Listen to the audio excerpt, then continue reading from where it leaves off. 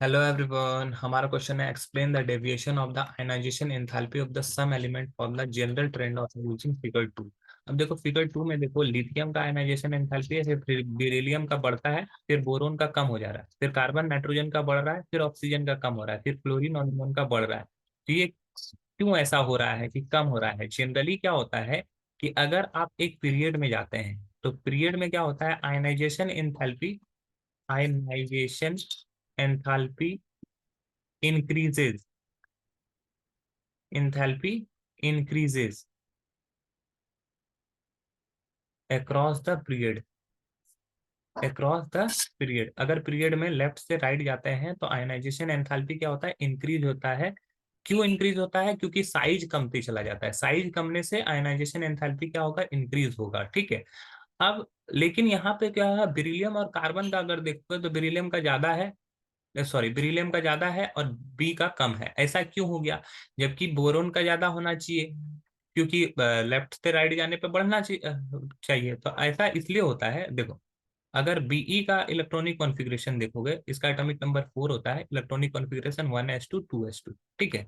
और बी का देखोगे तो ये होता है 1s2 2s2 2p1। ठीक है।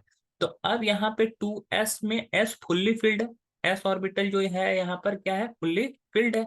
और यहाँ पे क्या होगा, ये p में भी एक इलेक्ट्रॉन, p में एक इलेक्ट्रॉन है, तो ये आसानी से एक इलेक्ट्रॉन को क्या कर लेगा, लूज कर लेगा, क्योंकि ये भी स्टेबल फॉर्म में जाना चाहता है, तो ये स्टेबल फॉर्म में है। ठीक है। पीई दो इलेक्ट्रॉन जो यहाँ पर कंप्लीट है, इसका कंप्लीट इलेक्ट्रॉन है, फुलफिल्ड इलेक्ट्रॉन है 2s में।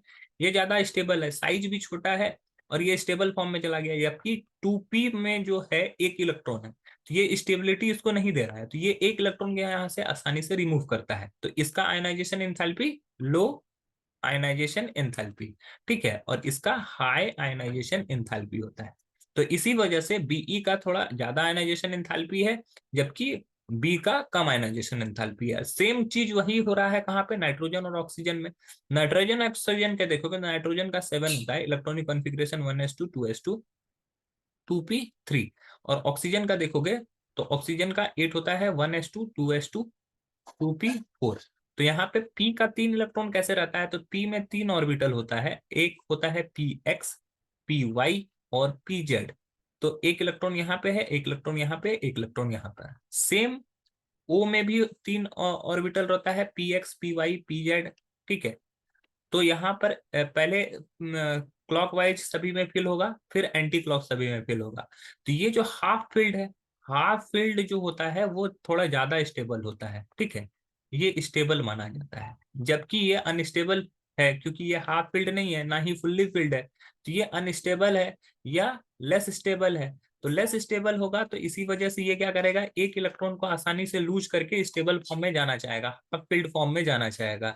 तो इसका आयनाइजेशन एंथैल्पी लो होगा, और इसका आयनाइजेशन एंथैल्पी थोड़ा हाई होगा। तो इसी वजह से यहाँ पर भी ये ऐसा हुआ है। तो यही डेविएशन यहाँ पे जो दो जगह दिखता है, इसी वजह से दिखता है। जनरल ट्रेंड्स यही है। आई होप ये क्वेश्चन आपको समझ में आ गया होगा। That's all, thank you.